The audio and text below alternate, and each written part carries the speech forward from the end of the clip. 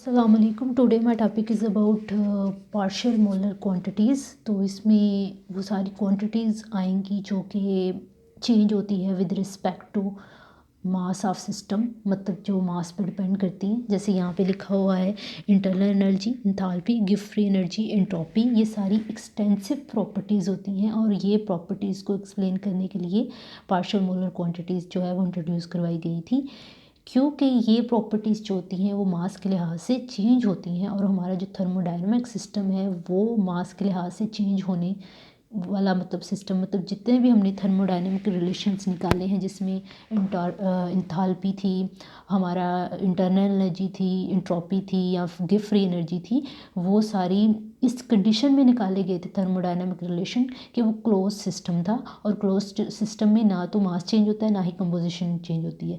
ठीक है, लेकिन एक्चुअल में तो ये प्रॉपर्टीज़ जो हैं वो मास के लिहाज से चेंज होती हैं, लेकिन जो हमने रिलेशन निकाले हैं वो मास के लिहाज से चेंज होने वाले रिलेशन हमने नहीं निकाले। हमने उसको क्या किया, हमने क्लोज सिस्टम में किया। तो जी.एन. लीविस ने सबसे पहले उन रिलेशंस को एक्सटेंड किया था ओपन सिस्टम में। ओपन सिस्टम में मतलब वो सिस्टम जो मास के लिहाज से, कंपोजिशन के लिहाज से चेंज होता है।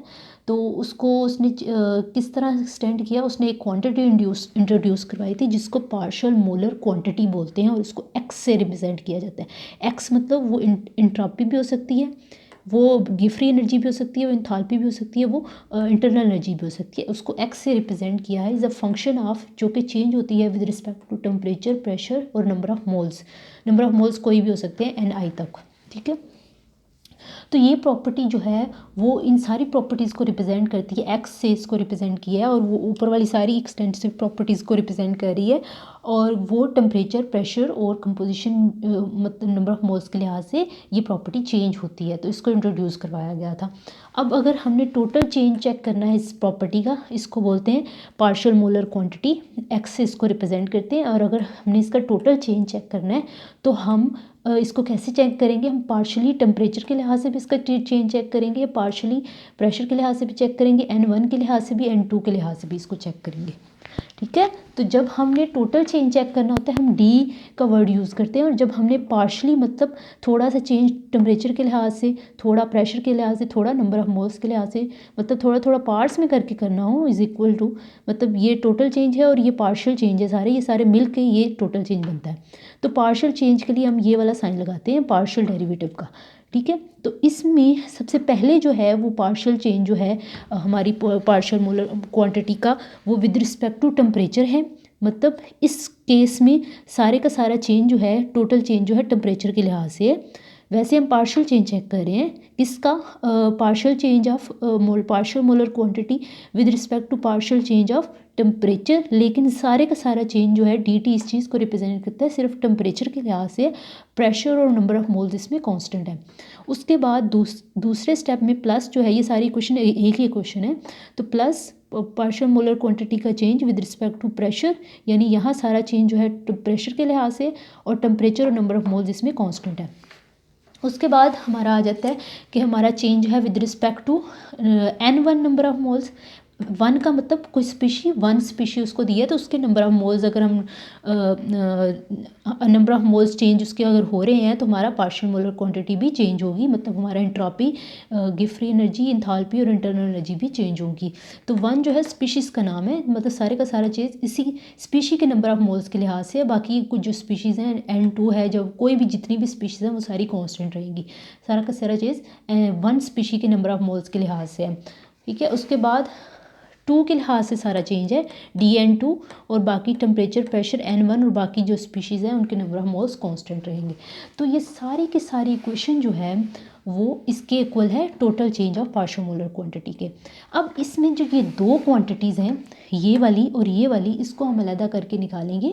इससे हम पार्शियल मोलर क्वांटिटी जो हमारा एक्सप्रेशन है, ये जो हमारा एक्सप्रेशन था वो मोलर क्वांटिटी को रिप्रेजेंट करता था।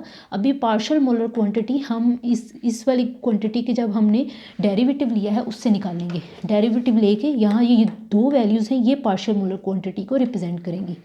ठीक है, तो ये पार्शियल मोलर क्वांटिटी को रिप्रेजेंट करेगी और इसका थ्योरेटिकली हम इसको कैसे एक्सप्लेन करते हैं वो भी मैं आपको बताऊंगी।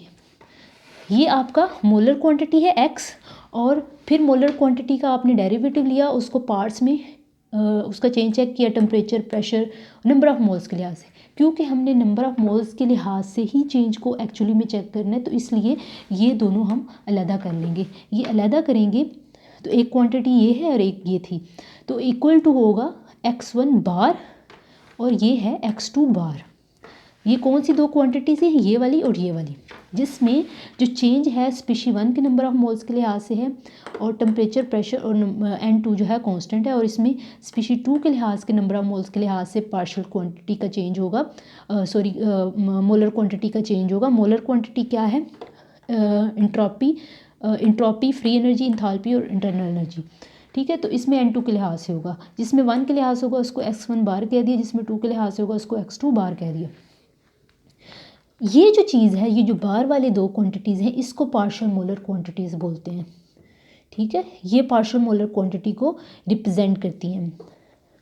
तो हम इस इक्वेशन को क्या करेंगे कि जहाँ जहाँ ये वैल्यूज़ है उस ऊपर वाली इक्वेशन में वहाँ x1 बार लिख देंगे, तो ये इक्वेशन इस तरह से मॉडिफाई हो जाएगी। आप देख सकते हैं ये सेम वही वाला है, ये वो वाला सेम, और ये इसकी जगह हमने x1 बार लिख दिया क्योंकि हमने बोला कि x1 बार के इक्वल है, और साथ में dn1, ये वाला dn1 जो है ऐसे ही आ जाएगा, और इसको भी x2 बार के इक्वल लिख दिया और dn2 इस तरह से आ जाएगा असल में। और ये जो है x1 बार वो रिप्रेजेंट करता है, अब मैंने बोला था मैं थ्योरेटिकल भी एक्सप्लेन करूँगी, तो ये जो है वो थ्योरेटिकल एक्सप्लेनेशन है किसकी, पार्शियल मोलर क्वांटिटीज़ की। तो ये है rate of change of internal energy, enthalpy, free energy, entropy with respect to addition of 1 mole of species 1। मतलब अगर हम स्पीशी 1 जो है उसका 1 मोल डालेंगे तो जितना भी ये जो प्रॉपर्टीज़ हैं x इन सारी प्रॉपर्टीज़ को रिप्रेजेंट कर रहा है, जितनी भी ये प्रॉपर्टी चेंज होगी उसको हम बोलेंगे x1 बार या फिर पार्शियल मोलर क्वांटिटी।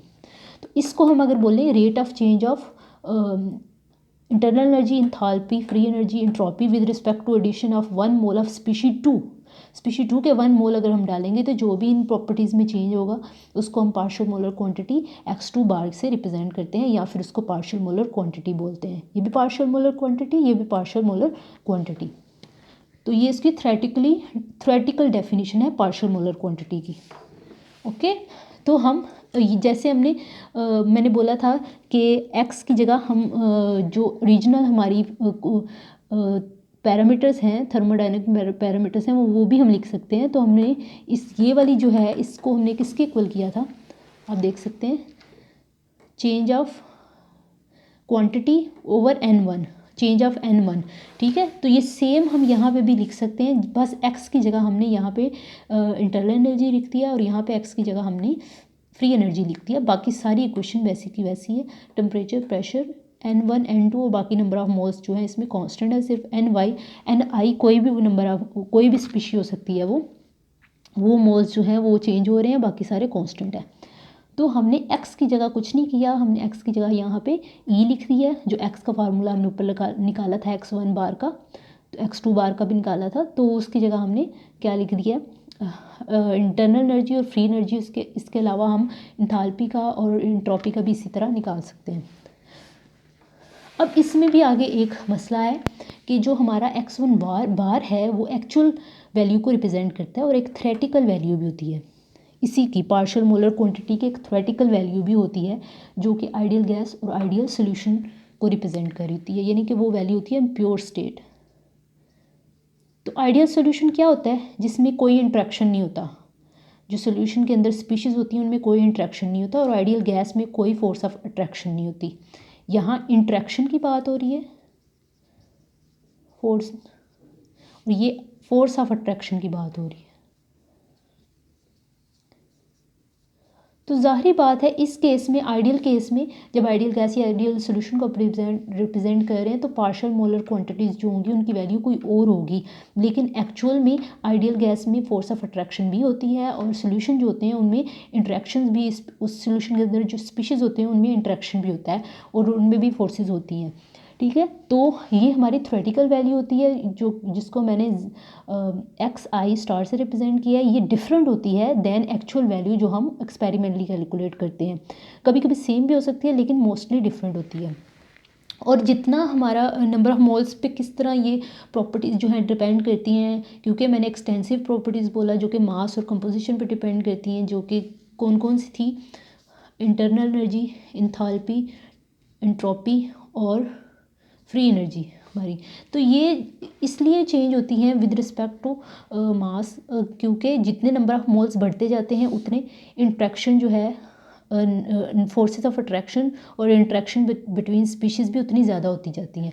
तो ये जो इन सब को रिप्रेजेंट करने वाली ये जो प्रॉपर्टी है पार्शियल मोलर क्वांटिटी, वो भी चेंज होती है उस लिहाज से। जितना मास ज़्यादा होगा, जितनी कंसंट्रेशन ज़्यादा होगी, उतनी ही इंट्रैक्शन और फोर्स ऑफ अट्रैक्शन और इंट्रैक्शन ज़्यादा होगा, और उतनी ही ये property with respect to number of moles ज़्यादा डेविएट करेगी।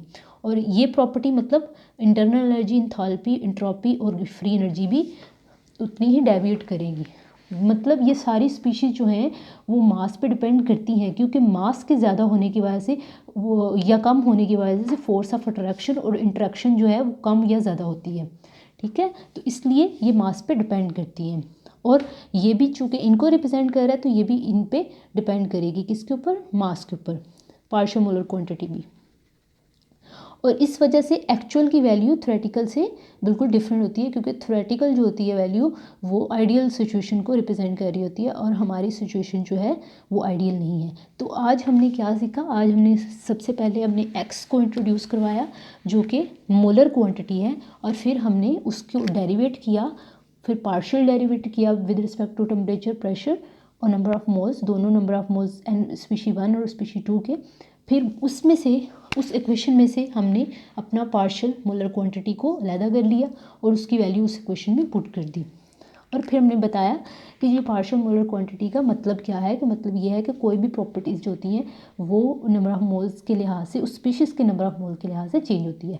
और उसके बाद हमने क्या सीखा कि उसमें पार्शियल मोलर जो क्वांटिटी है उसमें भी एक्चुअल और थ्योरेटिकल वैल्यूज़ होती हैं जो कि आइडियल और नॉन आइडियल कंडीशन पे डिपेंड करती हैं।